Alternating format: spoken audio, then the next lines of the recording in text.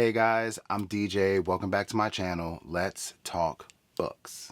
So January is pretty much over. I mean, it feels like the year just started, but it also feels like the year is over. Dealing with all of this craziness that is going on globally, it's overwhelming, to say the least. If you live under a rock, God bless you. Stay under that rock. Enjoy the darkness and the solitude of being under that rock, because everyone else, including me, we have been bombarded with so much information, so much disinformation, so much foolery, so much craziness. That's the word. Craziness kind of sums up everything that's going on right now.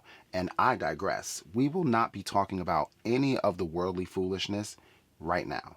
We are going to enjoy time talking about books. That being said, let's move on and have some fun. So before I start talking about these books, you already know what time it is. Let's talk about these nails. Just got my nails done like a day ago. This is some like cool chrome mixture. They change colors. I'm not sure if you guys can even see them, but this is what's happening. All right.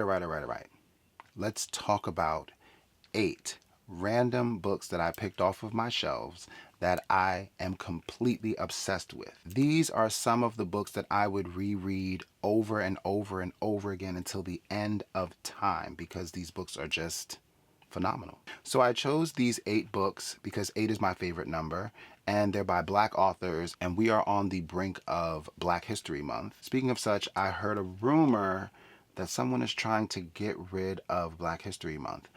That's crazy. That's crazy. But anyway, in the spirit of Black History Month Eve, these are 8 Black authors that I would like to highlight that wrote some of my favorite stories ever, and we're going to talk about them now. So the first book on my 8 random favorite books off of my shelf is The Fifth Season. This is by N.K. Jemisin. So I know that a lot of people have read this book. This book is just unexplainable, unexplainably amazing. This book is taking place in another realm, in another world where people are experiencing crazy earthquakes, weird like weather happenings, and these things just happen at random, where like your entire world, your town, your city could just crumble to the ground because the earth opened up and swallowed it, or because 10 tornadoes came out of nowhere and just swallowed you and your family up. And we're following 3 different characters in 3 different time frames, and they're dealing with all of this stuff. They're on this journey trying to figure out how to stop these earthquakes, trying to figure out how to stop the 5th season, which is a time where like the entire planet could just end up being ripped apart and everyone will die. But N.K. Jemisin's writing is absolutely phenomenal. Like it's like no other type of writing that you've ever read. And a lot of people put her books down because they're like, I just can't get it. I don't understand how she's writing. I don't understand the dialect. I don't understand what's going on. But if you give it a chance, if you give it a try, if you just stay persistent, this book will tear your life apart in a good way. I mean, we always want good things. So when I say it will tear you apart, it will. It will. It will. It will. It will. So read The Fifth Season because it's one of my favorite books, and I feel like I haven't led you astray yet. So do that. 5th Season. The next book on my 8 random favorite books from my shelf is The Rage of Dragons. The Rage of Dragons. This book is by Evan Winter. If you've watched any of my older videos where I just talk about books that just changed my life, this book is one of those books. This book really, really took me through it. I mean, through it. I've never experienced a character that wanted revenge so bad. And I mean, to the point where it became who this character is. Like, his blood was revenge. His smile was revenge. His heart was literally revenge. And it was the best adventure journey that I could have ever taken based out of hate. So The Rage of Dragons is following this character by the name of Tao. And Tao experiences something that I believe would give anyone crazy rage or put them on this journey towards like epic revenge. Tao experiences his father's murder in front of everyone in his town, and it is it's brutal. It's crazy. And any other person that would be like, okay, I'm going to find a way to get revenge on like the monarchy or the king or whatever, any other person would be like, let me be very strategic about this. Tao is not being strategic. Tao is going to learn how to be the best warrior ever and get revenge. That's it. Like, I'm going to get my gun. I'm going to learn how to use it. I'm going to kill you. That's Tao. It's this progression of like learning how to fight, learning how to like control his emotions towards anger and rage, and learning how to be what most warriors would call the ultimate warrior. But yeah, so dragons, witches, warriors, demons, whatever you can think of in the magic realm is pretty much in this book, and it is like an action adventure. It's like Marvel in Africa with dragons. Very like Lord of the Rings meets Game of Thrones meets damn. Most people that didn't like this book just don't like fantasy, and they don't want to have like that journey of like whimsical violence. Whimsical violence is crazy, but yes, that's what this is. So if you don't like fantasy, if you don't like high fantasy and dragons and all that stuff, don't read this. Don't. But if you like action, if you like murder, if you like thrills, if you like revenge, rage, people who are angry and they do get their lick back, this is it. The next book on my 8 random favorite books off of my shelf is The Love Songs of W.E.B. Du Bois. Cover is beautiful, right? Like, I mean, I'm still just in awe of this cover. It's amazing. This book is by Honoré Fanon Jeffers. I hope I said that right. You guys know me. I'm terrible with names. Wow. Look how thick this book is. Look at all those little tabs. I got a lot out of this. This was probably one of the longest books that I've ever read. This book, God, 800 pages. 800 pages sounds like it's too much, but I want more. This book follows a character by the name of Ailey, and Ailey is from the South, but moves to the North after a certain period of time, and we're just kind of like following the family dynamic, and it is a lot. Just explaining the roots of her family and how they connect and how they are the foundation of the town that they're from, and getting into the life that she lives on her own when she disconnects from her family. It's kind of like being connected to a morale and traditional culture system that is heavily rooted in like, doing the right thing, being a upstanding citizen, being a graceful young woman, and then kind of like figuring out life on your own and disconnecting from some of the things that you've actually learned, and finding out the hard way sometimes. It is a heartbreaking story at some moments, just like most, where you just learn that people go through it, and some people go through things that you just can't help them out of. They have to go through the motions on their own. And woo! 800 pages really gave us it gave us everything that we needed, but also everything that we didn't know we needed. There are also stories in this book kind of like highlighting Black intelligence and Black excellence, and the bourgeoisie era for Black people, and the differences between people like W.E.B.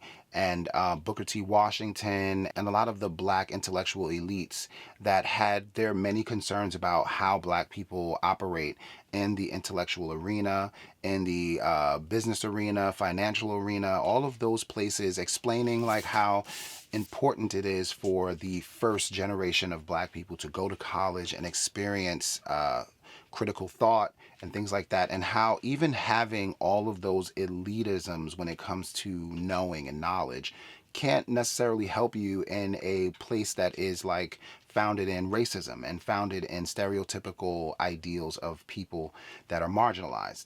And it's really, really crazy how this book can like intricately weave in those stories of somebody dealing with drugs who is a college graduate, or someone who's dealing with like a terrible boyfriend and not knowing how to get out of that situation, but they also have a PhD. And you think like, how can someone that has been raised by a great family and is so knowledgeable end up in such bad places, and how do they get themselves out of it sometimes?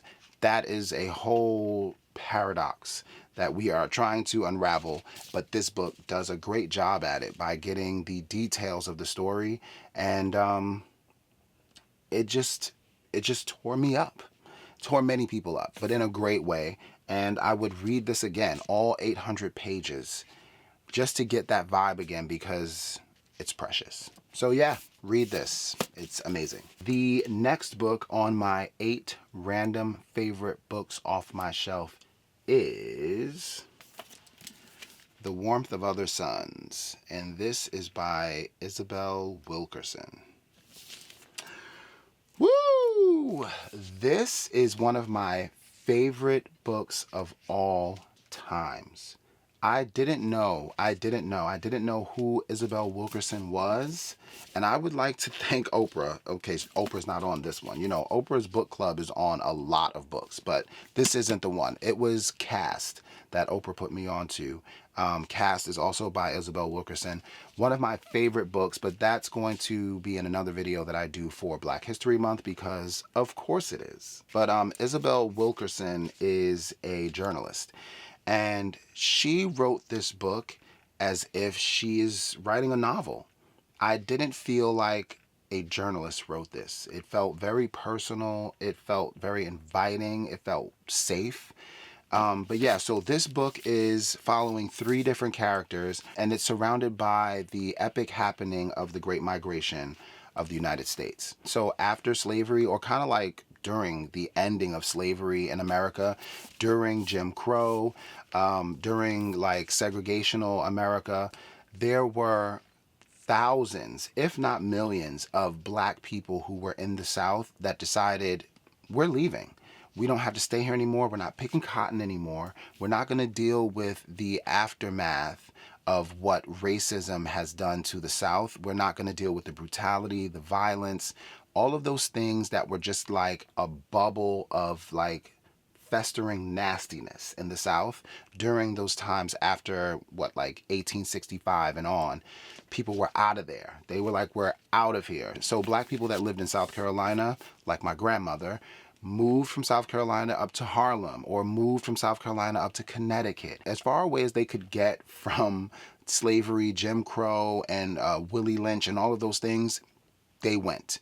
So a lot of people that live in New Jersey don't know that their great-grandparents came from South Carolina or North Carolina or even Florida, and they were like, we're done. People that live in Chicago, I have a lot of friends from Chicago, and I'm always like, why do you guys talk so country? Like, you sound like you're from the South, because their families are from Louisiana and Mississippi and Arkansas. But the crazy thing is, a lot of black people didn't move straight to California, because California was just so out of the way. It was all the way to the west. And a lot of people that were in Texas decided to take the trip to California, but it was a long trip, and a lot of people didn't know about California. It turned out that California was one of the greatest places for them to move, because there was like less slavery in that area, less of the racial norms, even though it was racist there, because where can you go without racism? California was like one of the better bets in a way. This book is following 3 real people. One person leaving from the eastern South, moving up to New York. Another person moving from, I believe, Mississippi up to Chicago. And then someone moving from around the Texan area up to California. Could be wrong. It's been a while since I've read this, but that's the 3 stories of these specific Great Migration people. And wow. Absolutely amazing. So detailed and giving us a fresh look at why people had to leave. It wasn't a choice of like, oh, well, maybe I'll stay. A lot of people felt like they had to leave because they would be killed, they would be raped, they would be murdered. So many things were like lurking over their shoulder, and black people were just like, we're out of here to find better opportunities in the North. And Isabel Wilkerson, she explains it in ways that I could never imagine. So if you're interested, which you should be, The Warmth of Other Suns. This book is amazing, amazing. The next book on my 8 random books off of my shelves is The Prophets. The Prophet. Dum dum dum. This book is by Robert Jones Jr. Wow. This is another book that just kind of like tore me up to tears. I mean, tears, okay? I know, I don't seem like the type of person to sit around and sob. And I'm not. I'm not. Sagittarius vibes all day. But this book, leaky eyes.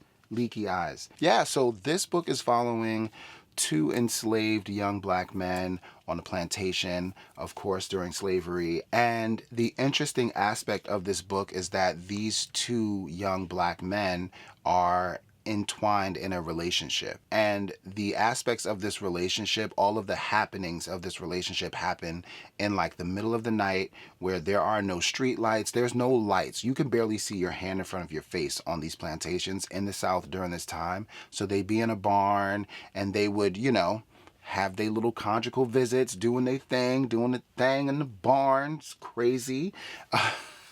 Slowly but surely, of course, people find out about their relationship, and it runs from more enslaved people all the way into, some of the slave owners find out about it, their families find out about it, and it becomes a thing. Of course, we're going through the story of finding out who these people really are, the life that they live on this plantation, the craziness that is the family that owns the plantation, how their lives intertwine.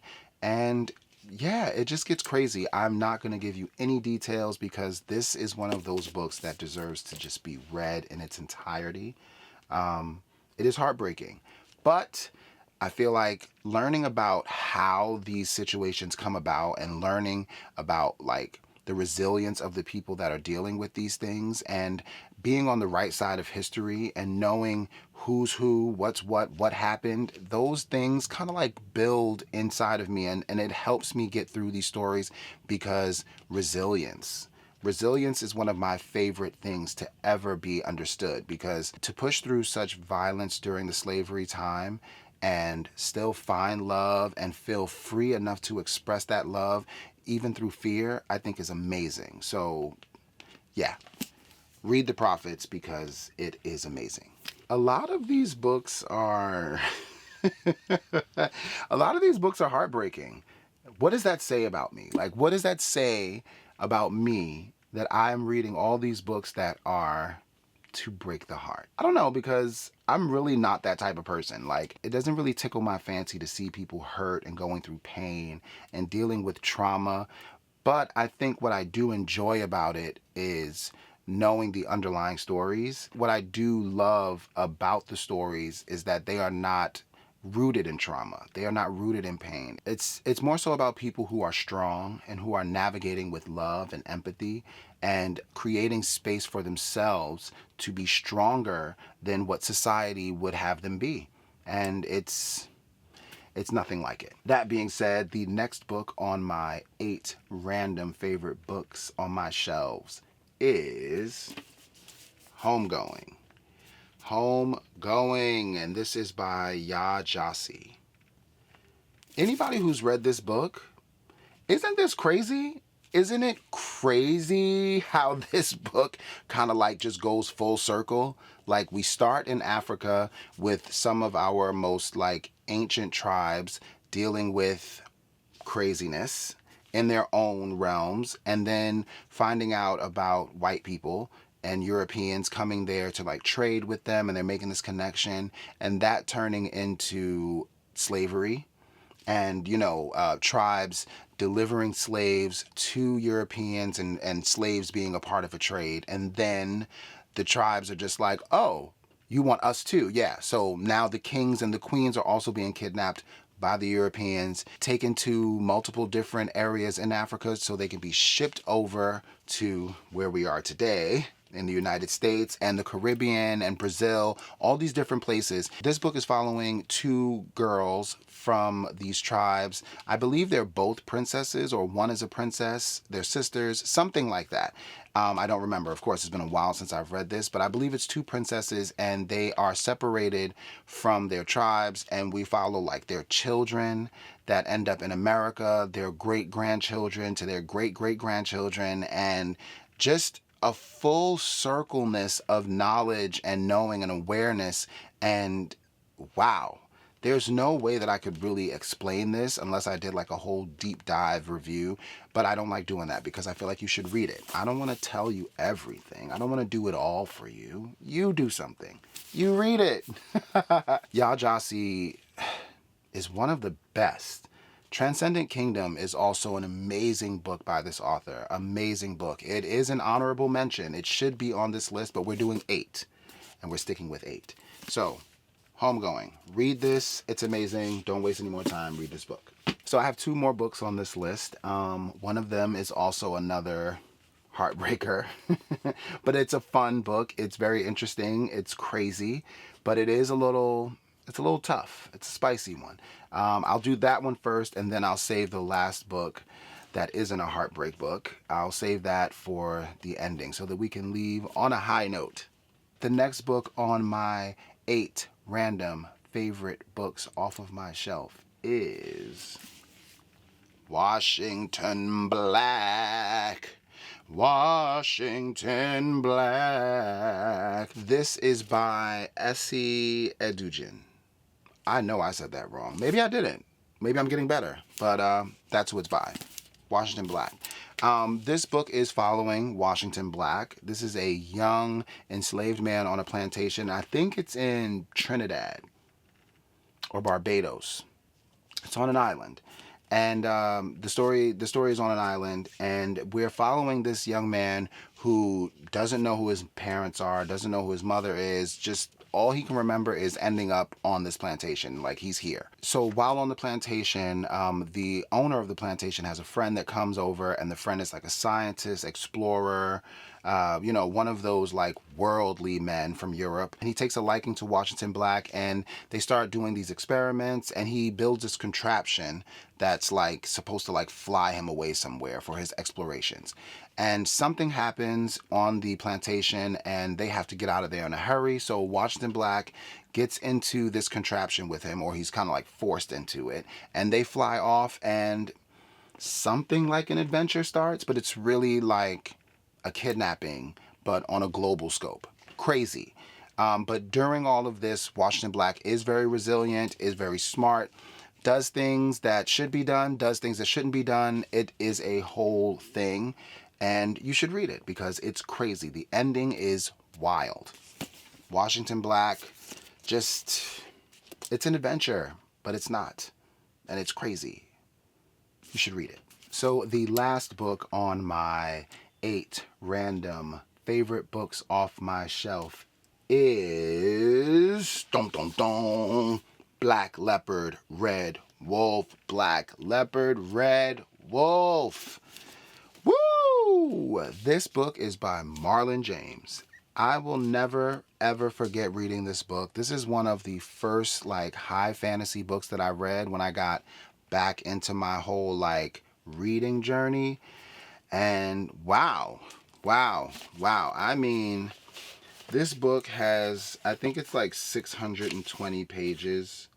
And like, the words are small. So it was a lot. Marlon James figured out how to build an entire world, have these crazy characters, all of them with different names, different powers, aspects about them that we have to continue to remember. He'll have somebody in the beginning, eating people and then bring them back 300 pages later and be like, oh yeah, I met him in a bar and he ate everyone in the bar and I had to kill him and then he tried to kill me even though he was dead. Crazy, crazy, crazy, crazy. But this book is following a character by the name of Tracker, and Tracker is kind of like a wolf, or like embodies the spirit of a wolf. And Tracker's family has like disowned him, and he's just like a really angry, sarcastic person, an asshole. But Tracker is really good at tracking people. And pretty much there are these people that are creating like this little group to find this baby, this missing baby who is considered to be a prince. And there are shapeshifters, there are witches, there are monsters, dragons, anything that you can think of, it's in this book. This could be considered similar to the world of the Rage of Dragons, but no, no, no. Way more magic, way more fighting, killing, sex. There is a lot going on in here. Like, trigger warning. Like, if you don't like anything that is like extremely sexual, hardcore sexual, if you don't like vulgar language, if you don't like too much like nasty sarcasm, this is not for you. This book is crazy. When I say crazy, I mean rated MA. We don't know who should be reading this, but it should definitely be an adult and you should be secure in who you are because this book is crazy. Yeah, so Tracker goes through it on this journey to find this kid. It's a group of people. No one is a hero. No one is a villain. Everyone has their goods and their bads. It's just a wild story. And Marlon James has a way of writing a story that it's crazy. It's hard to even grasp what you are reading and what's being put on these pages. But this is like one of my favorite books. This is adult fantasy. Like, if you like Lord of the Rings, this is like the African version of Lord of the Rings. Like the journey of a group of people trying to save the world, but they have powers. I can't explain it. It was a tough read because I had to like relearn how to read based off of how this author writes, but it was worth it. It was worth it. Everyone who put this book down, pick it up again. Try it again, because Black Leopard, Red Wolf. Okay, so I mean, I feel like I learned a lot in this video, actually. I learned a lot about myself and realizing that I'm a trauma whore. I like trauma. I like books that explore hurt and pain and murder and horror and magic and thriller, resilience, and safety sometimes. Sometimes the people in these books are safe, but I think it's the unsafe part and them getting to safety that resonates with me. Clearly, I'm still learning who I am as a reader, and that's okay. But yeah, so those are 8 favorite books of mine. If you like trauma and if you like, to read about people that are going through it all the time, then, these books are for you.